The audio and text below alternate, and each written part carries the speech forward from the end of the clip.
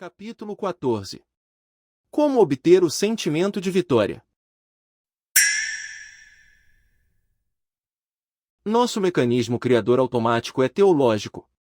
Quer dizer, opera em termos de objetivos e resultados. Desde que lhe damos um alvo definido para atingir, podemos confiar em que seu sistema de direção automática nos levará a esse alvo muito melhor do que nós seríamos capazes de fazer através do raciocínio consciente. Nós fornecemos o alto, ao pensarmos em termos de resultados finais. Nosso mecanismo automático, então, fornece os meios para alcançá-lo. Se nossos músculos precisarem, para isso, executar algum determinado movimento, nosso mecanismo automático os guiará de maneira muito mais precisa e delicada do que nós poderíamos fazer pelo raciocínio. Se precisarmos de ideias, nosso mecanismo automático está, também, apto a fornecê-las. Pense em termos de possibilidades, mas para conseguirmos isso, nós precisamos fornecer o objetivo. E para fornecermos um objetivo capaz de ativar nosso mecanismo criador, precisamos pensar no objetivo em termos de uma possibilidade atual. A possibilidade do objetivo deve ser vista de maneira tão nítida que se torne real para o nosso cérebro e sistema nervoso. Tão real, na verdade, que fará com que sejam evocados sentimentos iguais aos que ocorreriam se o alvo já tivesse sido alcançado. Isto não é tão difícil nem tão místico como possa parecer à primeira vista. O leitor e eu fazemos isso todos os dias.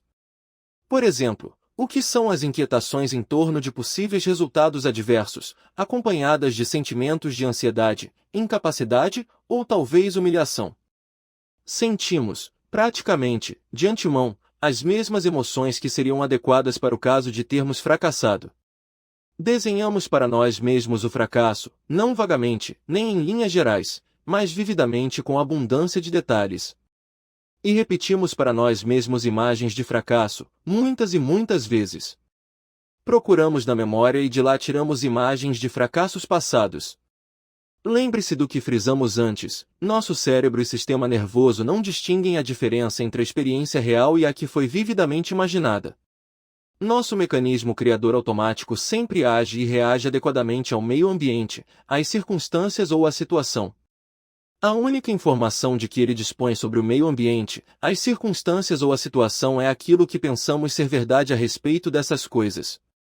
Nosso sistema nervoso não distingue um fracasso verdadeiro de um fracasso imaginário assim, se nos detivermos no fracasso e continuamente o desenharmos para nós mesmos, com detalhes tão nítidos que ele se torne real para o nosso sistema nervoso, experimentaremos todos os sentimentos que acompanham um fracasso.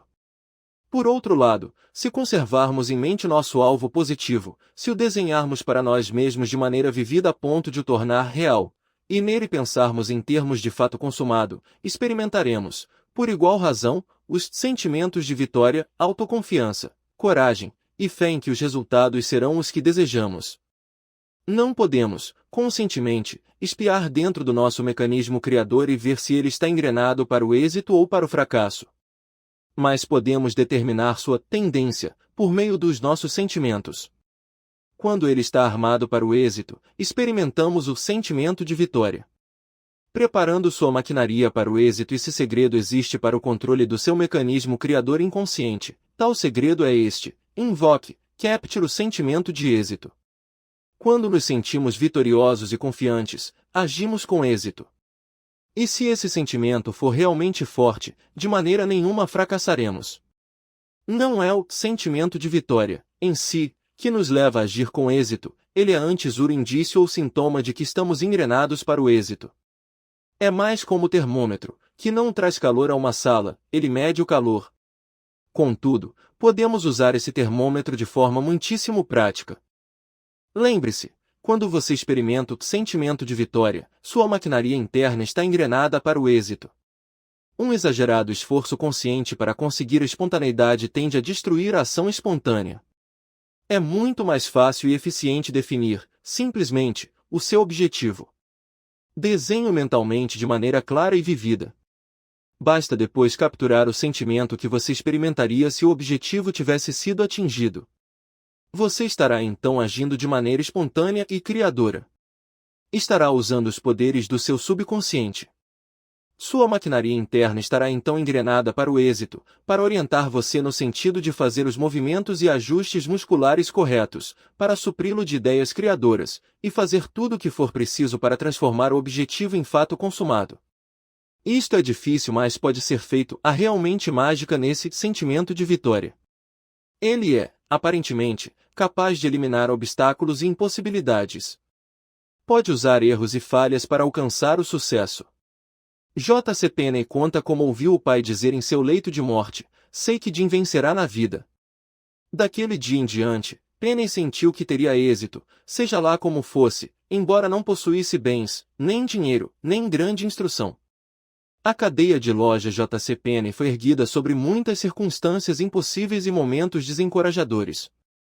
Sempre, porém, que Penney se sentia desanimado, lembrava-se da predição do pai e então sentia que, de uma forma ou outra, encontraria meios de vencer o obstáculo que tinha pela frente.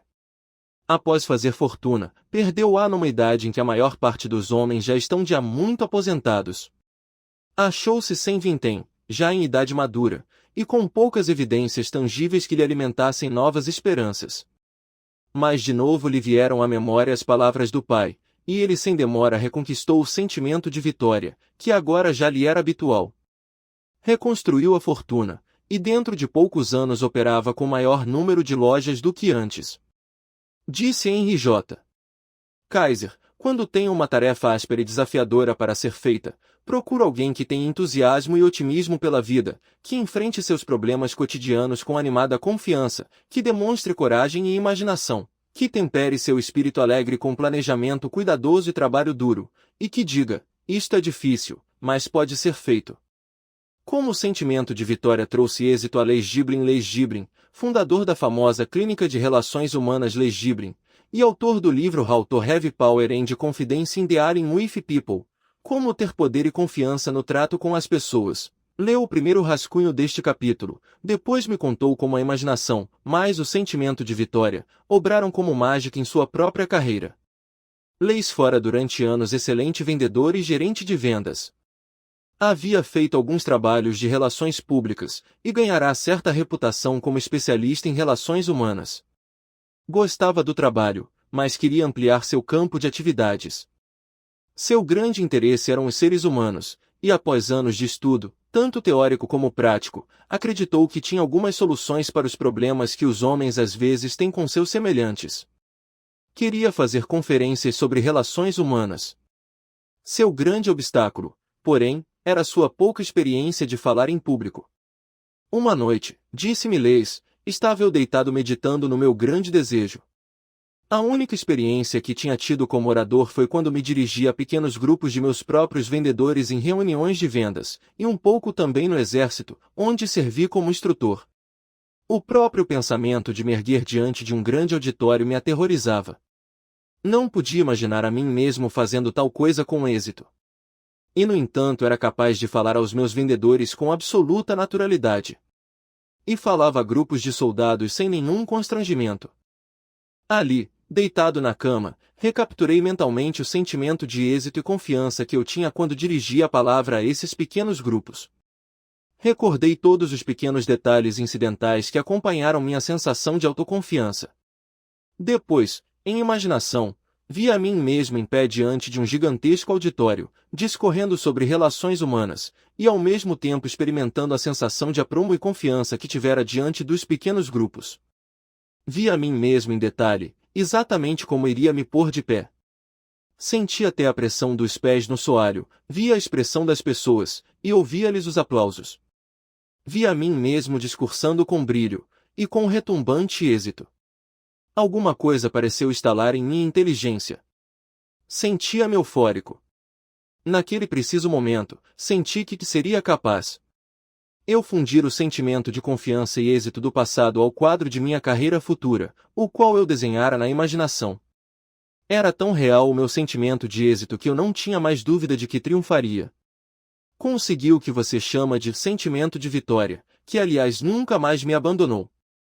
Embora parecesse não haver porta aberta para mim naquela ocasião, e o desejo se afigurasse irrealizável, em menos de 3 anos vi meu sonho concretizar-se, quase exatamente igual, até nos pormenores, ao que eu imaginara e sentirá. Por ser eu relativamente desconhecido, e como carecia de experiência, nenhuma agência queria me dar trabalho. Isso, porém, não me deteve. Passei a ser meu próprio empresário, como ainda sou. E tenho mais compromissos para palestras e conferências do que jamais poderei atender.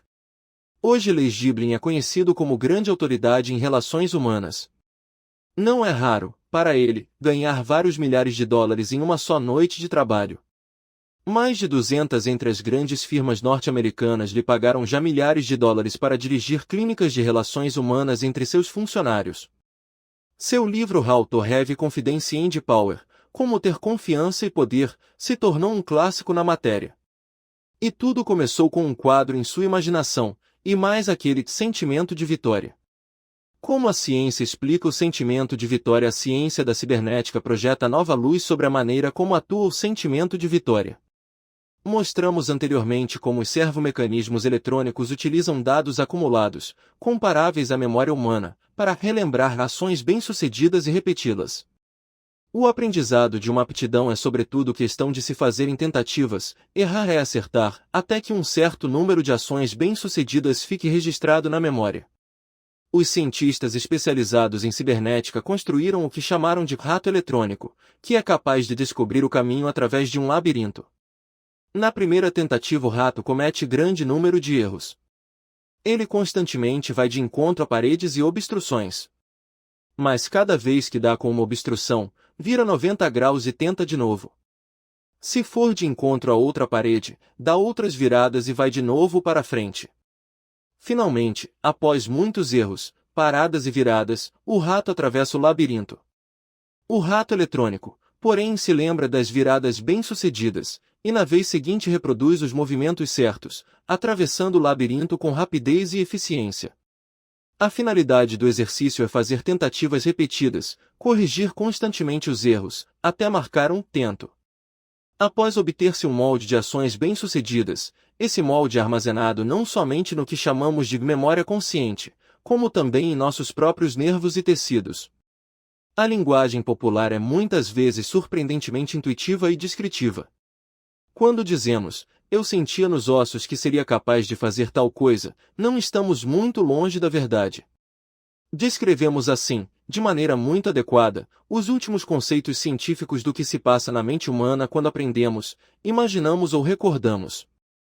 Como nosso cérebro registra o sucesso e o fracasso? Especialistas no setor de fisiologia do cérebro, como o Dr. John Eccles e Sr. Charles Sherrington, dizem-nos que o córtex humano se compõe de aproximadamente 10 bilhões de nêutrons, cada um com numerosos axônes, apalpadores ou fios de extensão, que formam sinapses, ligações elétricas, entre os nêutrons. Quando pensamos, recordamos ou imaginamos, esses nêutrons descarregam uma corrente elétrica que pode ser medida. Quando aprendemos ou experimentamos alguma coisa, um molde de nêutrons formando uma cadeia se instala no tecido cerebral. Nesse molde os arranjos e as ligações elétricas entre os vários nêutrons são mais ou menos semelhantes ao molde magnético gravado em uma fita. O mesmo nêutron pode assim ser parte de qualquer que seja o número de moldes distintos e separados, tornando quase que ilimitada a capacidade que o cérebro possui de aprender e recordar. Esses moldes, ou engramas, são armazenados no tecido cerebral para uso futuro, e são reativados, ou reproduzidos, sempre que recordarmos uma experiência passada. Diz o Dr. Eccles, o número de interligações entre as células da massa cinzenta ultrapassa toda imaginação, é de tão grande alcance, que o córtex todo pode ser considerado como uma grande unidade de atividade integrada. Se insistirmos em encarar o cérebro como sendo uma máquina, devemos então dizer que é, sem termos de comparação, a máquina mais complicada que existe. Somos tentados a afirmar que é infinitamente mais complicada que a mais complexa das máquinas feitas pelo homem, o computador eletrônico. The Physiology of Imagination, A Fisiologia da Imaginação, Scientific American, setembro de 1958. Em suma, a ciência confirma que há em nosso cérebro uma tatuagem, ou molde de engramas, para cada ação bem-sucedida que tenhamos executado no passado. E se soubermos fornecer a centelha para reviver esse molde de ação, isto é, reproduzi-lo, ele se executará a si mesmo, e tudo o que temos a fazer é deixar que a natureza siga seu caminho. Quando reativamos os moldes de ações bem-sucedidas no passado, reativamos igualmente o tom de sentimento, ou sentimento de vitória, que os acompanhou. Pela mesma razão, se pudermos recapturar o sentimento de vitória, poderemos evocar também todas as ações de vitória que o acompanharam. Grave moldes de êxito em sua massa cinzenta. O presidente Eliot da Universidade de Harvard fez certa ocasião um discurso em torno do que ele dominava, o hábito do sucesso. Muitos fracassos que se verificam em escolas elementares, dizia ele, se deviam ao fato de os alunos não terem recebido, no começo dos estudos, uma quantidade bastante de trabalhos em que pudessem fazer bonito, e assim nunca tiveram a oportunidade de desenvolver a atmosfera de êxito, ou o que chamamos de sentimento de vitória. O aluno que nunca experimentou o êxito no começo de sua vida escolar, dizia ele, não teve oportunidade de adquirir o hábito do sucesso, o sentimento habitual de fé e confiança ao encetar uma nova tarefa. O Dr. Eliot conclamou os professores a passarem aos alunos das séries inferiores tarefas que lhes permitissem provar o êxito. A tarefa deveria estar dentro da capacidade do aluno, e ser ao mesmo tempo bastante interessante para despertar nele entusiasmo e motivação. Esses pequenos triunfos, acrescentou o Dr. Eliot, dariam ao aluno a sensação de êxito, que seria um aliado inestimável em todos os seus empreendimentos futuros. Nós podemos adquirir o hábito de sucesso, podemos incorporar em nossa massa cinzenta moldes e sentimentos de êxito a qualquer tempo e em qualquer idade, se seguirmos o conselho que o Dr. Eliot deu aos professores. Se habitualmente somos frustrados pelo fracasso, corremos o risco de adquirir sentimentos de fracasso habituais, que afetam qualquer nova iniciativa que tenhamos. Mas dispondo as coisas de modo a podermos ter êxito nos pequenos cometimentos, construiremos uma atmosfera de sucesso que será transportada para as realizações de maior vulto. Podemos passo a passo empreender trabalhos mais importantes, depois de vencermos nestes, estaremos em posição de atacar coisas ainda mais ousadas. O êxito é, literalmente, construído sobre o êxito, e há muita verdade no ditado, nada tem tanto êxito como o êxito. O segredo está na graduação. Todo halterofilista começa com halteres que possa levantar e gradativamente aumenta os pesos. Os bons instrutores de pugilismo dão aos seus pupilos, no começo, adversários fáceis, e gradativamente, os põem na frente de lutadores mais experimentados. Podemos aplicar idênticos princípios gerais em praticamente todos os setores de atividade. Tais princípios se resumem simplesmente em começar com um adversário contra o qual é quase certo que teremos êxito, e passo a passo enfrentar tarefas mais difíceis. Pavlov, em seu leito de morte, foi solicitado a dar a seus discípulos um último e breve conselho sobre como vencerem na vida. Sua resposta foi: paixão e gradatividade. Mesmo nos setores em que tenhamos já alcançado grande perícia, às vezes é útil recuarmos, baixarmos um pouco a nossa pontaria, e praticarmos com uma sensação de facilidade. Isso é especialmente verdade quando atingimos em nosso progresso um ponto morto, em que todo esforço para ir adiante se mostra inútil. Que esforço continuado para ir além do ponto morto pode acarretar a formação de indesejáveis hábitos de sentimento, de esforço, dificuldade, tensão. Em tais condições o halterofilista reduz o peso dos halteres e durante algum tempo se exercita com pesos que lhe são fáceis de erguer. O pugilista que mostra sinais de estagnação é posto à frente de um certo número de oponentes fáceis. Albert Tangora, que foi durante muitos anos campeão mundial de velocidade em datilografia, costumava exercitar-se em escrever devagar na metade da sua velocidade normal, sempre que atingia um ponto em que novo aumento de velocidade lhe parecia impossível. Conheço um vendedor de primeira categoria que usa técnica semelhante quando percebe que já não consegue aumentar sua produção. Ele deixa de tentar grandes vendas, deixa de trabalhar fregueses difíceis e se concentra em vender apenas aqueles que considera galinhas mortas. Como trazer à memória seus próprios moldes de êxito embutidos? Todos nós tivemos algum êxito no passado, em uma ou outra circunstância. Não é preciso que tenha sido um grande êxito. Pode ter sido uma coisa pueril como enfrentar corajosamente o valentão da escola e derrotá-lo, vencer um concurso na escola primária, ganhar a corrida de saco no piquenique do escritório, derrotar um rival superiormente dotado nas afeições da pequena mais cobiçada da escola. Ou pode ser a lembrança de uma venda bem conduzida, do nosso maior sucesso comercial ou da conquista do grande prêmio para o belo mais bem feito da exposição. Qual foi o objeto do êxito importa menos que a sensação de êxito que o acompanhou. O que é preciso é apenas alguma experiência em que você conseguiu fazer o que sonhava, realizar o que se propôs realizar, alguma coisa que lhe trouxesse um sentimento de satisfação. Procure na memória e viva de novo essas experiências vitoriosas. Em imaginação, reviva toda a cena de maneira tão detalhada quanto possível. Com os olhos do espírito, veja não apenas o acontecimento central, mas todos os pequenos incidentes que acompanharam o evento. Que sons estavam presentes?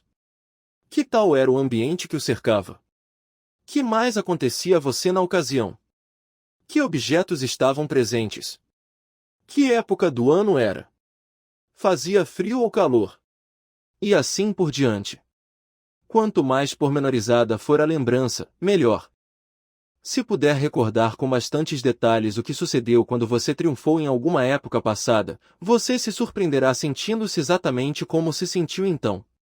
Procure, sobretudo, lembrar-se dos sentimentos que experimentava na ocasião. Se puder relembrar acontecimentos do passado, eles serão reativados no presente. Você se sentirá confiante, porque a confiança é baseada na memória de êxitos passados. Agora, após despertar essa sensação geral de êxito, concentre seu pensamento na venda, conferência, discurso, transação, ou qualquer que seja a atividade em que quer ter êxito agora. Use sua imaginação criadora para se desenhar a si mesmo exatamente como se comportaria e sentiria se já tivesse triunfado. Preocupação positiva e construtiva mentalmente, comece a brincar com a ideia de um completo e inevitável êxito. Não force. Não procure coagir a mente. Não tente usar esforço ou força de vontade para suscitar a necessária convicção. Faça apenas o que faz quando se preocupa, mas, neste caso, preocupe-se com um alvo positivo e um resultado desejável, ao invés de um alvo negativo e um resultado funesto. Não comece tentando obrigar a si mesmo a ter fé absoluta no resultado almejado. Isso é um bocado grande demais para, no começo, você digerir mentalmente. Comece pensando no resultado visado, tal como você faz quando se aflige com o futuro. Quando você está preocupado, você não procura convencer-se de que os resultados serão desfavoráveis, você começa gradualmente. Começa em geral com um suponhamos. Apenas suponhamos que tal e tal coisa aconteça, diz você a seus botões. E repete essa ideia consigo mesmo muitas vezes. Você brinca com ela. Em seguida vem a ideia de possibilidade. Bem, afinal de contas, pensa você, tal coisa é possível. Pode acontecer. Depois, vêm as imagens mentais. Você começa a desenhar para si mesmo, repetidas vezes, as cenas imaginárias, ajudando pequenos detalhes e requintes. À proporção que os quadros se tornam mais reais, os sentimentos correspondentes começam a surgir, tal como se os resultados imaginados tivessem já acontecido. Essa é a maneira pela qual se desenvolvem o medo e a ansiedade. Como cultivar a fé e a coragem? A fé e a coragem nascem exatamente da mesma maneira. Apenas os objetivos, aqui, são diferentes. Se você vai perder tempo com preocupações, por que não se preocupar construtivamente? Comece esboçando e definindo para si mesmo os resultados mais desejáveis possíveis. Suponhamos que os melhores resultados possíveis realmente acontecessem. A seguir, suponha que, no fim de contas, isso bem que poderia acontecer. Não que acontecerá, nessa altura, mas apenas poderia acontecer. Lembre a si mesmo que, afinal, aquele resultado bom e desejável é possível. Você pode mentalmente aceitar e digerir essas doses graduais de otimismo e confiança. Depois de haver pensado nos resultados desejados como sendo possibilidades, comece a imaginar como seriam esses resultados. Entretenha-se com essas imagens mentais e delineie pormenores e requintes. Veja-os repetidas vezes em pensamento. À medida que suas imagens mentais se tornam mais particularizadas e são repetidas mais e mais vezes, você verificará que, aqui também, maior quantidade de sentimentos adequados estão começando a se manifestar, tal como se o resultado favorável já tivesse acontecido. Desta vez os sentimentos adequados serão os de fé, confiança, coragem, tudo envolto numa só embalagem, o sentimento de vitória. Não peça conselho a seus medos, perguntaram de uma feita George Patton, o destemido general da Segunda Grande Guerra, se alguma vez sentiu medo antes de uma batalha. Sim, respondeu, muitas vezes sentia medo antes de entrar num combate importante, não raro, durante o próprio combate. Mas, acrescentou, eu jamais peço conselho aos meus medos. Se você experimentar sentimentos de insucesso, medo e ansiedade, antes de algum empreendimento importante, como vez ou outra acontece a todos nós, isso não deve ser considerado como sinal infalível de que você irá fracassar. Tudo depende de como você reagirá a eles, e de que atitude tomará. Se lhes ouvir, obedecer e pedir conselho, você provavelmente fracassará. Mas não é necessário que tal aconteça. Primeiro de tudo, é mister compreender que os sentimentos de fracasso, medo, ansiedade, falta de confiança, não têm origem em algum oráculo divino. Nem estão escritos nas estreias. Não são algum testamento sagrado.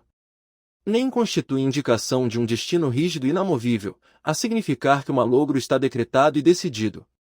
Eles nascem em sua própria mente. Indicam apenas quais são as suas atitudes mentais, não os fatos exteriores que estão articulados contra você. Significam que você está subestimando sua capacidade, superestimando e ampliando as dificuldades que o defrontam, e reativando lembranças de fracassos em vez de memórias de êxitos passados. Não representam a verdade quanto a acontecimentos futuros, mas apenas sua própria atitude mental a respeito desses acontecimentos. Sabendo isso, está em seu poder aceitar ou rejeitar tais sentimentos de insucesso, obedecer-lhes e pedir-lhes conselho, ou, pelo contrário, ignorar-lhes as recomendações e ir avante. E, além disso, você estará em posição de usá-los para seu próprio benefício. Aceite os sentimentos negativos como desafios. Se reagirmos aos sentimentos negativos de forma agressiva e positiva, eles se tornam desafios que automaticamente despertarão mais poder e capacidade dentro de nós. A ideia de obstáculos ou ameaças suscita novo poder em nós, se a ela reagirmos de maneira ativa, antes que passiva. No capítulo anterior, vimos que uma certa dose de excitação, se interpretada e empregada corretamente, ajuda, em vez de estorvar, a imaginação. Exemplo frisante disto é a experiência do Dr. Heaney, chefe do laboratório de parapsicologia da Universidade de Duke. Normalmente, diz o Dr. Heaney, as sugestões negativas, as distrações e as expressões de descrença da parte dos assistentes têm efeito sobre o paciente que procura adivinhar a sequência das cartas de um baralho especial, ou que está sendo, de alguma outra maneira, testado quanto à sua habilidade telepática. Elogio, incentivo, torcida a favor, fazem sempre que ele obtenha melhores resultados. O desencorajamento e as sugestões negativas quase que inevitavelmente pioram os resultados. Contudo, vez ou outra, o paciente toma essas sugestões negativas como provocações, e se sai ainda melhor. Por exemplo, um rapaz chamado Pierce conseguia sempre resultados bem acima do puro acaso, isto é, 5 chamadas corretas, num baralho de 25 cartas.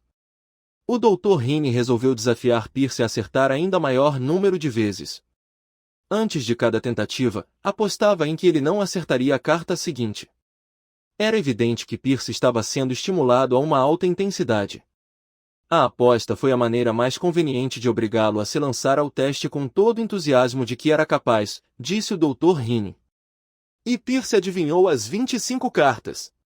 Lillian, uma menina de 9 anos de idade, obteve resultados acima da média quando nada estava em jogo e ela não tinha com que se preocupar se acaso errasse. Colocaram-na então em uma leve situação de pressão, dizendo-lhe que ganharia $0,5 se dissesse todas as cartas sem errar nenhuma. À medida que Lillian prosseguia na prova, seus lábios se mexiam sem parar, como se ela falasse consigo mesma. Disse as 25 cartas sem errar. Quando lhe perguntaram o que dizia a si mesma, ela revelou sua atitude agressiva e positiva ante o desafio. Estava desejando ser capaz de adivinhar as 25 cartas. Reage agressivamente aos seus próprios conselhos negativos. Todos nós conhecemos indivíduos passíveis de serem desencorajados e derrotados por observações de outros, como por exemplo, acho que você não tem jeito para isso. Por outro lado, há também aqueles que se erguem à altura da ocasião e ficam ainda mais decididos que antes a triunfar, diante de observações dessa natureza. Conforme diz um sócio de Henry Kaiser, se não quiser que Henry faça alguma coisa, é melhor não cometer o erro de dizer que aquilo não pode ser feito, ou de que ele é incapaz de o fazer, pois então ele a fará ou estourará. É não apenas possível, mas de todo praticável, reagir aos conselhos negativos dos nossos próprios sentimentos, da mesma forma agressiva e afirmativa com que o fazemos ante os conselhos negativos partidos de outras pessoas. Vença o mal com o bem. Os sentimentos não podem ser diretamente governados pela força de vontade. Também não podem ser feitos sob medida, nem ligados ou desligados como uma lâmpada elétrica. Todavia, se não podem ser comandados, eles podem ser cortejados. Se não são controláveis por um ato direto da vontade, podem ser controlados de forma indireta. Um mau sentimento não se afasta por um esforço consciente ou pela força de vontade. Ele pode, porém, ser dissipado por outro sentimento. Se não pudermos expelir um sentimento negativo por meio de um assalto frontal, obteremos igual resultado substituindo-o por um sentimento positivo. Os sentimentos coincidem com o que nosso sistema nervoso aceita como sendo real, isto é, a verdade sobre o meio ambiente, e são a isso adequados. Sempre que nos encontramos a experimentar sentimentos indesejáveis, não devemos concentrar-nos neles, ainda que para afugentá-los. Pelo contrário, devemos imediatamente concentrar-nos em ocupar a mente com imagens, pensamentos e lembranças que sejam sadios, positivos e desejáveis. Se fizermos isso, os sentimentos negativos se evaporarão. Se, por outro lado, cuidarmos unicamente de expulsar ou atacar os pensamentos aflitivos, necessariamente nos concentraremos em coisas negativas. E ainda que consigamos afastar o pensamento de preocupação, um novo ou diversos pensamentos semelhantes surgirão, uma vez que a atmosfera mental geral continua sendo negativa. Jesus nos advertiu sobre o perigo de expulsar de nosso espírito um demônio, apenas para que 7 deles entrassem, se deixássemos a casa aberta. Ele nos avisou também para não resistirmos ao mal, mas que vencêssemos o mal com o bem. O método da substituição na cura das preocupações. O moderno psicologista Dr. Matthew Chappell recomenda exatamente a mesma coisa em seu livro How to Control Worry, Como Dominar as Preocupações. Nós nos preocupamos porque praticamente nos exercitamos na preocupação até ficarmos peritos nela, diz o Dr. Chappell.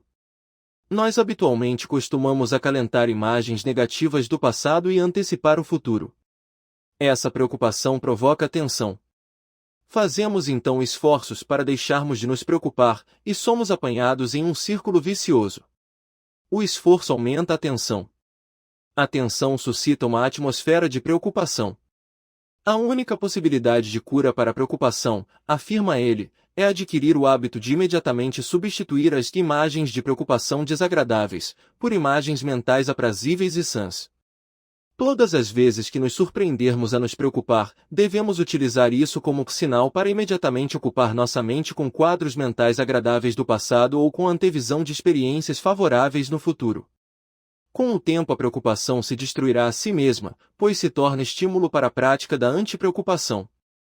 O que se tem a fazer, diz o Dr. Chappell, não é subjugar alguma determinada fonte de preocupações, mas trocar os hábitos mentais. Enquanto a mente estiver engrenada para uma atitude passiva e derrotista, haverá sempre algo com que preocupar-se. O psicólogo David Seabury afirma que o melhor conselho que recebeu do pai foi o de exercitar-se em imagens mentais positivas, assim que percebia a presença de sentimentos negativos. Os sentimentos negativos literalmente se destruíam a si mesmos por tornarem-se uma espécie de campainha que alertava reflexos condicionados no sentido de provocarem estados mentais positivos. Quando eu era estudante de medicina, lembro-me que o professor me chamou certa vez para responder oralmente a perguntas sobre patologia. Fui tomado de tal medo e embaraço quando frente a frente com a classe, que não consegui responder satisfatoriamente as perguntas. No entanto, sem outras ocasiões, quando examinava uma lâmina ao microscópio e respondia às perguntas datilografadas que tinha diante de mim, eu era uma pessoa diferente. Sentia-me tranquilo, confiante, seguro de mim mesmo, porque sabia a matéria. Estava possuído do sentimento de vitória e tudo saía bem. Com o passar dos meses, tomei-me de brios, e quando me levantava para responder às perguntas do professor, fazia de conta que não via um auditório, mas que estava olhando no microscópio. Consegui assim ficar sereno, C. Quando era interrogado oralmente substituía o sentimento negativo pelo sentimento de vitória. Ao final do semestre fiz um exame magnífico, tanto nas provas orais como escritas. Hoje, enfrento sem a menor inibição auditórios de qualquer parte do mundo, porque aprendi o segredo da relaxação física semental, e conheço a matéria sobre a qual estou falando. Mais ainda, costumo atrair outras pessoas para a palestra e fazer com que elas também se sintam à vontade. Nos meus 25 anos de prática em cirurgia plástica, operei soldados mutilados no campo de batalha, crianças que nasceram com defeitos, homens, mulheres e crianças feridos em acidentes no lar, nas estradas e nas fábricas. Essas infelizes criaturas achavam que jamais poderiam experimentar o sentimento de vitória. Entretanto, após reabilitá-las e fazer com que ficassem normais, elas substituíram seus sentimentos negativos por outros de confiança no futuro. Ao dar-lhes nova oportunidade para capturar o sentimento de vitória, eu também me tornei perito na arte de adquirir o mesmo sentimento. Ao ajudá-las a melhorar sua autoimagem, eu melhorei a minha. Todos nós precisamos fazer o mesmo com nossas cicatrizes morais e nossos sentimentos negativos, se quisermos viver com plenitude. A escolha depende de você. Dentro de você há um vasto armazém mental de experiências e sentimentos passados, tanto fracassos como triunfos. A exemplo dos rolos de fita gravada que se conservam numa prateleira, tais experiências e sentimentos estão registrados nos engramas neurais de sua massa cinzenta. Há gravações de histórias com finais felizes e de histórias com finais desditosos. Aquelas são tão verdadeiras e reais quanto estas. Só de você depende qual escolherá para tocar. Outra interessante descoberta científica em relação a tais engramas é que podem ser substituídos ou modificados, mais ou menos como uma gravação em fita pode ser substituída por material novo, fazendo-se nova gravação sobre a anterior. Os doutores Eccles e Sherrington asseveram que os engramas do cérebro humano tendem a se alterar ligeiramente, cada vez que são tocados. Tomam um pouco do tom e do estado de espírito, pensamentos e atitudes que temos em relação a eles. Também, cada nêutron pode tornar-se parte de, quiçá, uma centena de moldes separados e distintos, à semelhança de determinada árvore, num jardim, que pode formar parte de um quadrado, um retângulo, um triângulo, etc. O nêuron, no engrama original do qual ele fazia parte, toma alguns dos característicos dos engramas subsequentes, dos quais ele passa a fazer parte, e ao fazê-lo modifica um pouco o engrama original. Isto é não só interessante, como sobremaneira animador. Dá-nos motivo para acreditar que as experiências infantis adversas infelizes, traumas, etc., não são tão permanentes e fatais, como nos queriam fazer crer os psicólogos de antigamente. Sabemos agora que não é apenas o passado que influencia o presente, mas que o presente influencia indubitavelmente o passado. Em outras palavras, não estamos condenados pelo passado. O fato de termos tido na infância experiências infelizes e traumas que deixaram para trás engramas, não significa que estejamos à mercê desses engramas. Nossos pensamentos atuais, nossos hábitos mentais atuais, nossa atitude com relação a experiências passadas, e nossa atitude com relação ao futuro, tudo isso influi nos velhos engramas gravados. O que é velho pode ser trocado, modificado, substituído, pelos nossos pensamentos presentes. Velhas gravações podem ser modificadas. Outra interessante descoberta é que um determinado engrama, quanto mais é ativo, ou tocado, mais potente se torna. Eccles e Sherrington afirmam que a permanência de engramas decorre da eficácia sináptica, a eficiência e facilidade de ligação entre os neurônios individuais que constituem a cadeia, e, também, que a eficiência sináptica aumenta com o uso e diminui com o desuso. Temos aqui, mais uma vez, sólida base científica para esquecer e ignorar essas experiências infelizes do passado e concentrar-nos no que é feliz e agradável. Ao fazê-lo, robustecemos os engramas que têm a ver com o êxito e a felicidade, e enfraquecemos aqueles que estão associados ao malogro e à desdita. Esses conceitos nasceram não de especulações extravagantes, ridículas elucubrações sobre homens de palha produzidos mentalmente, como ID, o superego e que tais, mas de sólidas pesquisas científicas sobre a fisiologia do cérebro. Fundamentam-se em fatos e fenômenos observáveis, não em teorias fantasiosas. Eles contribuíram muitíssimo para restaurar a dignidade do homem como filho de Deus e criatura responsável, apto a superar o passado e planejar o futuro, em oposição à imagem do homem como vítima em defesa de suas experiências passadas. Mas o novo conceito tem, isso sim, uma grande responsabilidade. Já não podemos mais, agora, obter o mórbido consolo de culpar nossos pais ou a sociedade por nossas experiências passadas, nem as injúrias dos outros por nossas aflições atuais. Estas coisas podem e devem ajudar-nos a compreender como chegamos ao ponto em que estamos. Entretanto, culpar a elas, ou até a nós mesmos, pelos erros passados, não resolverá nossos problemas, nem melhorará o nosso presente ou o nosso futuro. Não há mérito em alguém culpar-se a si mesmo. O passado explica como chegamos onde estamos. Mas aonde iremos a partir daqui é da nossa única e exclusiva responsabilidade. A escolha é nossa. Como o fonógrafo quebrado, podemos continuar repetindo o mesmo e velho cisco rachado do passado, compadecer-nos de nós mesmos por nossos erros passados, e tudo isso reativa os moldes de fracasso e os sentimentos de derrota que afetam tanto o nosso presente como o nosso futuro. Ou, se preferirmos, podemos pôr um disco novo, e reativar moldes de êxito e o sentimento de vitória, que nos ajudarão a atuar de forma mais efetiva no presente, ao mesmo tempo que assegurarão um futuro mais promissor. Quando nosso fonógrafo está tocando alguma música que não nos agrada, não procuramos obrigá-lo a fazer coisa melhor. Não o espancamos. Simplesmente trocamos o disco. Usemos igual tática no que concerne à música que vem de nossa máquina interna. Não voltemos nossa vontade diretamente contra a música. Enquanto as mesmas imagens mentais, a causa, ocuparem nossa atenção, não há esforço capaz de mudar a música, o efeito. Ao invés disso, procuremos colocar um novo disco. Mudemos nossas imagens mentais, que os sentimentos cuidarão de si mesmos.